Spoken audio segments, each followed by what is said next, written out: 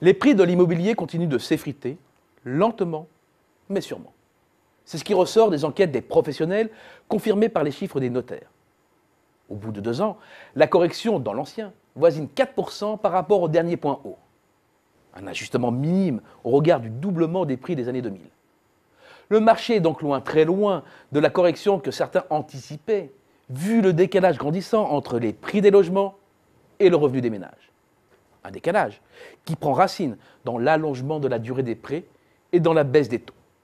Mais cette mécanique s'est déjà partiellement grippée.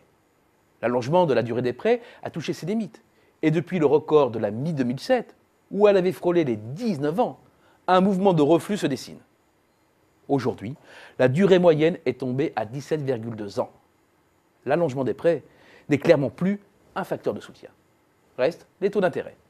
Ils sont tombés très bas en 2013, en dessous de 3%.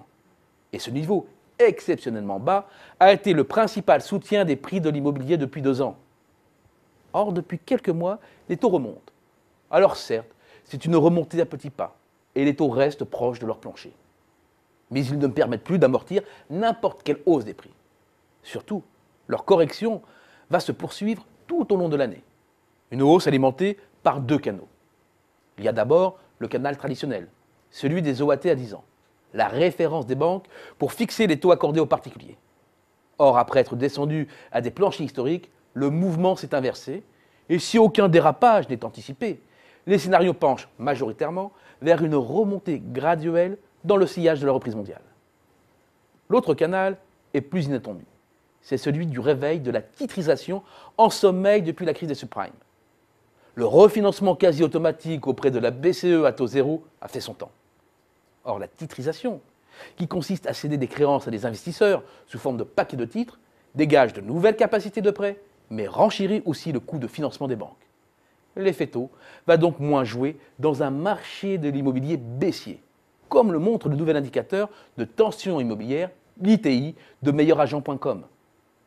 En rapportant le nombre total d'acheteurs actifs au nombre total de vendeurs actifs, ce nouvel indicateur donne une mesure du rapport de force entre l'offre et la demande. Supérieur à 3 fois plus d'acheteurs que de vendeurs, il présage une tendance haussière. Entre 2 et 3, une stabilité. Inférieur à 2, une baisse des prix. Il serait actuellement de 0,5 sur l'ensemble de la France. Cela nous conforte dans notre scénario de baisse des prix de l'ordre de 1,5% cette année. Un scénario qui écarte le krach. Mais il ne faut pas se voiler la face.